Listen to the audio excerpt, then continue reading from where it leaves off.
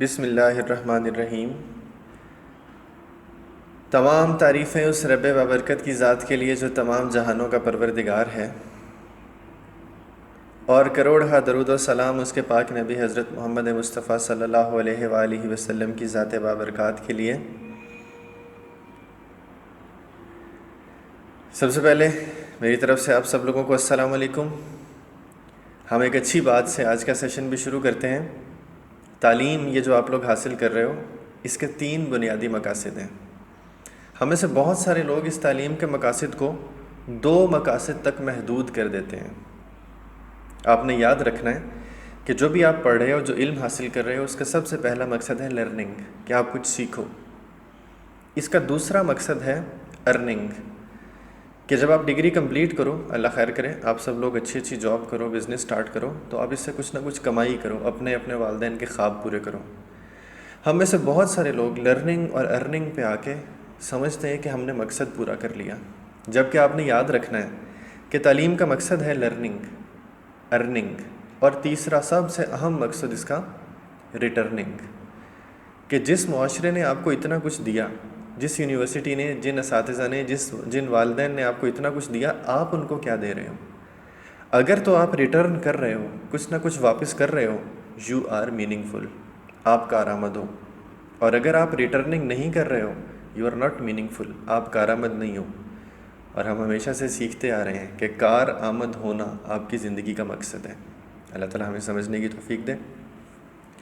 Principles of management का जो हम लोगों ने सब्जेक्ट स्टार्ट किया हुआ है, इसमें हम लोग मैनेजरियल फंक्शंस को डिस्कस करना शुरू किया था हमने।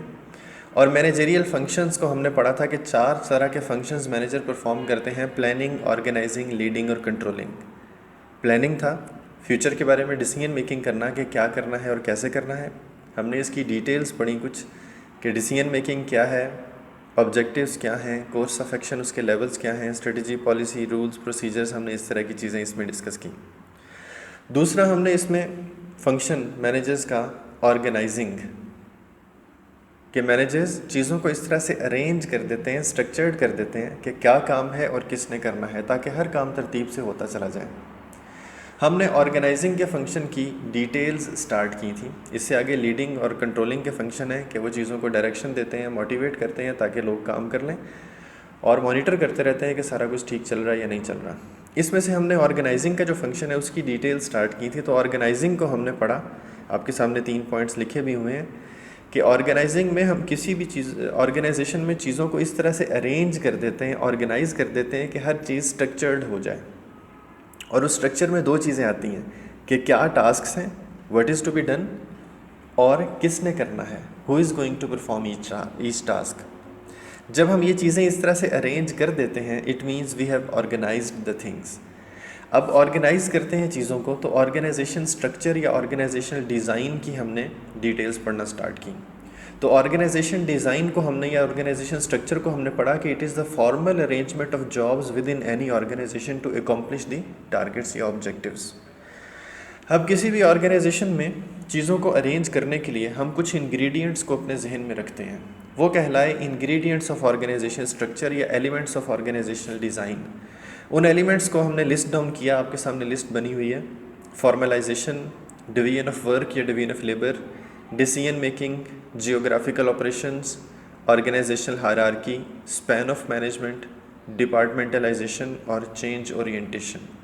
ये कुछ सीधा पॉइंट्स हैं, कुछ ऐसे मोटी मोटी बातें हैं जिनको ऑर्गेनाइजेशन का स्ट्रक्चर बनाते हुए मैनेजर्स जिनको जहन में रखते हैं।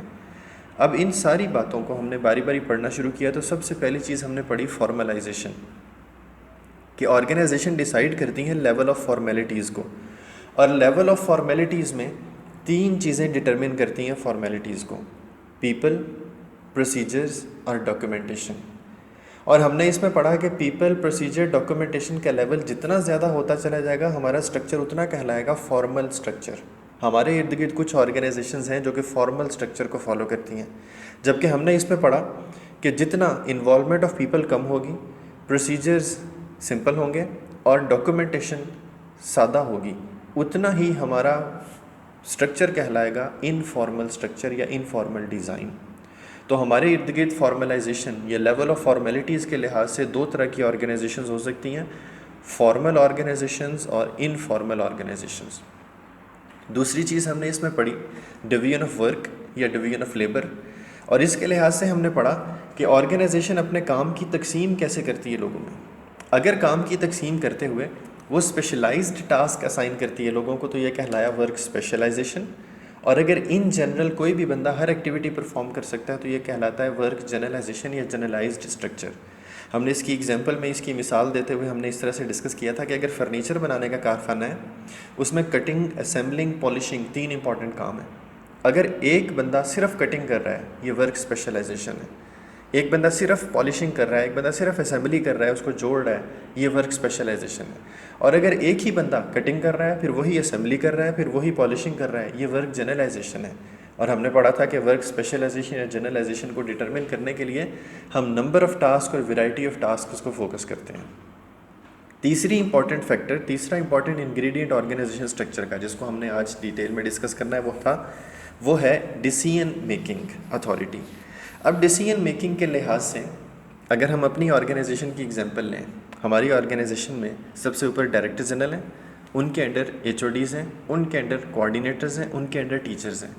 अगर सिर्फ डिसीजन मेकिंग अथॉरिटी जो है वो डायरेक्टर जनरल के पास है, director general has the only right to make and impose the decision, इसका मतलब कि डिसीजन मेकिंग अथॉरिटी डिस्ट्रीब्यूटेड नहीं है बल्कि कॉन्सनट्रेटेड है एक ही पोजीशन के पास, एक ही मैनेजर के पास। तो यहाँ पे डिसीजन मेकिंग से मुराद वो नहीं जो हम पहले डिस्कस कर चुके हैं कि डिसीजन मेकिंग का तरीका क्या है, नहीं, यहाँ पे हम इसको इस सेंस में डिस्कस करते हैं कि डिसीजन मेकिंग है किसके पास, ऑर्गेनाइजेशन में डिसीजंस लेता कौन है। अब ऑर्गेनाइजेशन में डिसीजन लेते हुए 2 तरह के हमारे पास स्ट्रक्चर या ऑर्गेनाइजेशन के सेटअप हो सकते हैं, सेंट्रलाइजेशन और डिसेंट्रलाइजेशन। हमारे पास सामने लिस्ट डाउन हुए हैं। सेंट्रलाइजेशन से मुराद कि only the centre can make and impose the decisions. Centralization से मुराद है एक ऐसा structure where the decision making authority lies with the top managers only, बाकी सब मैनेजर्स को वही डिसीजन फॉलो करने पड़ेंगे जो टॉप मैनेजर्स लेंगे। ये कहलाती है सेंट्रलाइज्ड ऑर्गेनाइजेशन, ये कहलाता है सेंट्रलाइज्ड स्ट्रक्चर, या इसके लिए जनरल लफ्ज़ इस्तेमाल होता है सेंट्रलाइजेशन, कि डिसीजन मेकिंग अथॉरिटी सिर्फ टॉप मैनेजर्स के पास है।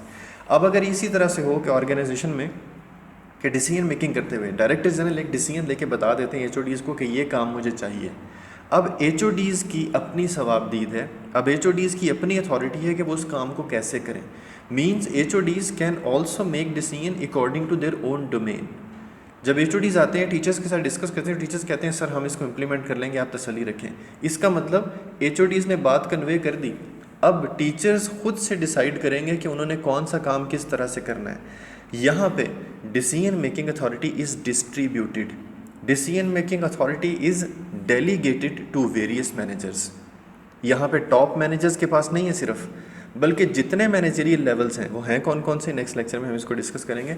जितने मैनेजरियल लेवल्स हैं अगर हर एक अपने हिसाब से डिसीजन मेकिंग कर सकता है तो ये वाला स्ट्रक्चर कहलाता है डिसेंट्रलाइजेशन, यानी कि it is a type of structure where the decision making authority is delegated, is distributed at various managerial levels and all the managers may take necessary decisions according to their work domain, according to their work criteria।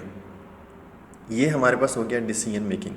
अब यहाँ पे next geographical operations, चौथा ingredient है हमारे पास organisation structure का, geographical operations. Geographical operations को discuss करने से पहले अगर हम पंजाब यूनिवर्सिटी की एग्जांपल लें तो पंजाब यूनिवर्सिटी में हमारे पास फॉर्मेलिटीज़ का लेवल बहुत ज़्यादा है, तो हमारा स्ट्रक्चर हुआ फॉर्मल स्ट्रक्चर।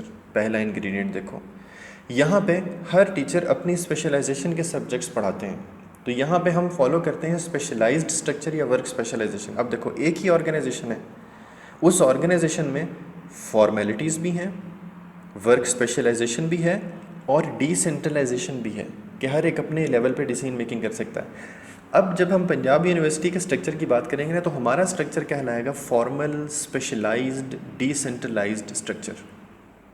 ये एक ऑर्गेनाइजेशन के स्ट्रक्चर की एग्जांपल है कि स्ट्रक्चर के जितने इंग्रेडिएंट्स हैं वो सब मिला के बताते हैं कि हमारी ऑर्गेनाइजेशन का स्ट्रक्चर या डिज़ाइन कैसा है। जैसे अभी तक हमने 3 पढ़े हैं, तो मैंने आपको एग्जांपल दी है कि हमारा स्ट्रक्चर है फॉर्मल स्पेशलाइज्ड डिसेंट्रलाइज्ड स्ट्रक्चर। इसका मतलब लेवल ऑफ फॉर्मेलिटीज़ ज़्यादा है, वर्क स्पेशलाइजेशन को फॉलो कर रहे हैं और डिसीजन मेकिंग डिस्ट्रीब्यूटेड है among all levels of the organization. इसी तरह इसमें जो जो इंग्रेडिएंट्स ऐड होते जाएंगे उसके लिहाज से हम इसमें चीज़ें इंक्लूड करते जाएंगे। उसके बाद हमारे पास आते हैं जियोग्राफिकल ऑपरेशंस। अब जियोग्राफिकल ऑपरेशंस की अगर हम बात करें तो जियोग्राफिकल ऑपरेशन से मुराद है कि classification of the organization on the basis of physical boundaries, कि हम अपनी ऑर्गेनाइजेशन की एरिया ऑफ ऑपरेशन डिटरमिन करें कि किस इलाके में हम अपने ऑपरेशंस परफॉर्म कर रहे हैं। अब किस इलाके में हम अपने ऑपरेशन परफॉर्म कर रहे हैं उसके लिहाज से 4 तरह के स्ट्रक्चर जनरल से टाइप्स हैं, हम इसको इन ब्रीफ डिस्कस करेंगे।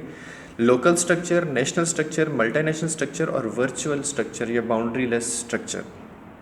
लोकल स्ट्रक्चर से मुराद कोई भी ऐसी ऑर्गेनाइजेशन है जिस ऑर्गेनाइजेशन के बिजनेस ऑपरेशंस एक शहर या एक मेट्रोपॉलिटन एरिया या एक लोकेलिटी, एक टाउन के अंदर हैं। हमारे देहात में कोई जनरल स्टोर है, हमारे शहर में, हमारे मोहल्ले में, हमारे इलाके में, हमारे टाउन में जिसमें हम रह रहे हैं उसमें कोई जनरल स्टोर है, उसमें अगर कोई एक शॉप है जो भी लोकल एरिया में सिर्फ परफॉर्म करती है, चाहे वो मोटरसाइकिल की शॉप है, चाहे वो गाड़ियों की वर्कशॉप है, कोई भी है, उन सब का स्ट्रक्चर कहलाता है लोकल स्ट्रक्चर। लोकल स्ट्रक्चर से मुराद usually the organizational structure where business operations are performed with in the boundaries of a single metropolitan area. Metropolitan area से मुराद शहर, इंतज़ामी इलाका ले सकते हो आप लोग। इससे थोड़ा सा ऊपर नेशनल स्ट्रक्चर, कि अगर एक ही मुल्क के मुख्तलिफ शहरों के अंदर बिजनेस ऑपरेशंस हैं तो ये वाला स्ट्रक्चर कहलाएगा नेशनल स्ट्रक्चर। हमारे पास बहुत सारी शॉप्स ऐसी हैं, केक्स एंड बेक्स का नाम है, गोरमे बेकर्स का नाम है, या कुछ ऐसे हमारे पास स्टोर्स हैं जिनके बिज़नेस ऑपरेशंस पाकिस्तान के अंदर हैं लेकिन एक से ज़्यादा शहरों में। अगर आपके बिज़नेस ऑपरेशंस एक ही मुल्क के अंदर एक से ज़्यादा शहरों में है तो your structure is called national structure. जैसे पंजाब यूनिवर्सिटी का स्ट्रक्चर जो है वो नेशनल स्ट्रक्चर है। क्यों? हमारा लाहौर में भी कैंपस है, गुजरांवाला में भी है, जेलम में भी है, खानसपुर में भी है। तो जब हमारे इतने सारे इलाकों में कैंपस हैं तो हमारा स्ट्रक्चर कहलाता है नेशनल स्ट्रक्चर। तीसरी टाइप ऑब्वियसली, अगर एक से ज़्यादा मुल्कों में आपके बिजनेस ऑपरेशंस हैं, if your organizational operations are performed in more than 1 countries around the globe, more than 1 nations, तो आपका स्ट्रक्चर ऑब्वियसली मल्टीनेशनल या इंटरनेशनल स्ट्रक्चर है। इसको ग्लोबल स्ट्रक्चर भी कह सकते हो आप। जितने हमारे पास बड़े बड़े ब्रांड्स के नाम हमारे जहन में आ रहे हैं, जैसे टोयोटा है, KFC है, मैकडॉनल्ड्स है, होंडा है, खाने की कंपनी, बेवरेजेस की कंपनी, कोका कोला है, ये सारे के सारे का स्ट्रक्चर क्या है? Multinational structure. और चौथी टाइप जियोग्राफिकल ऑपरेशंस के लिहाज से एक बड़ा डिफरेंट सा, थोड़ा अर्सा पहले इसका ट्रेंड आना शुरू हुआ। हम में से अक्सर लोगों ने एक इस तरह की टैक्सी सर्विस इस्तेमाल की है, उबर या करीम के नाम से। अब उनका एरिया ऑफ ऑपरेशन क्या है? जिस जगह आप खड़े हो, आप मैसेज करते हो, टैक्सी वहाँ आ जाती है। जिस जगह आप कहते हो आपको ड्रॉप कर देते हैं। उन्होंने कोई जियोग्राफिकल लिमिटेशन नहीं लगाई कि हम इसी एरिया में चलेंगे, इससे बाहर नहीं चलेंगे। ये वाला स्ट्रक्चर जिसमें टेक्नोलॉजिकल एडवांसमेंट्स यूज़ करके या इस तरह की कोई टेक्निक यूज़ करके बिजनेस ऑपरेशंस परफॉर्म किए जा रहे हैं, वो कहलाता है वर्चुअल स्ट्रक्चर या वर्चुअल ऑर्गेनाइजेशन या बाउंड्री लेस स्ट्रक्चर। अब बिजनेस ऑपरेशंस तो हैं, उसके एरिया ऑफ ऑपरेशंस तो डिफाइंड है, लेकिन उन्होंने फिजिकल बाउंड्री डिफाइन नहीं की हुई कि इसी जगह पे हमारा बिजनेस है। जैसे पंजाब यूनिवर्सिटी का लाहौर में 2 कैंपस हैं, गुजरांवाला में 1 कैंपस है, झेलम में 1 कैंपस है, तो इनकी क्लासेस कैंपस के अंदर ही होती हैं, बाउंड्री डिफाइंड है। लेकिन उबर या करीम की बाउंड्री डिफाइंड नहीं है। इसकी मिसाल आप ऐसे भी ले सकते हो कि अमेज़ॉन या ईबे, कोई चीज़ मंगवाना चाह रहे हो ऑनलाइन आप, तो आप अमेज़ॉन पे चीज़ ऑर्डर करते हो, A to Z her item वहाँ पे मौजूद है। अब वहाँ पे जो भी चीज़ ऑर्डर करते हो ना, वो किसी स्टोर से उठाते हैं, कोई चैनल यूज़ करते हैं, जिस जगह आप कहते हो उस जगह पे ड्रॉप कर देते हैं। उन्होंने एरिया ऑफ ऑपरेशंस में अपनी कोई बाउंड्री डिफाइन नहीं की हुई। इस तरह का स्ट्रक्चर, इस तरह की ऑर्गेनाइजेशन कहलाएगी वर्चुअल ऑर्गेनाइजेशन या वर्चुअल स्ट्रक्चर। यहाँ तक हमारे पास 4 इंग्रेडिएंट्स हो गए ऑर्गेनाइजेशन स्ट्रक्चर के। इसका नेक्स्ट इंग्रेडिएंट ऑर्गेनाइजेशनल हायरार्की, इसको इंशाल्लाह हम लोग नेक्स्ट लेक्चर में, नेक्स्ट क्लास में डिस्कस करेंगे। यहाँ तक अगर आप में से किसी के जहन में कुछ सवाल हो तो वो पूछ सकता है। That's all from my side.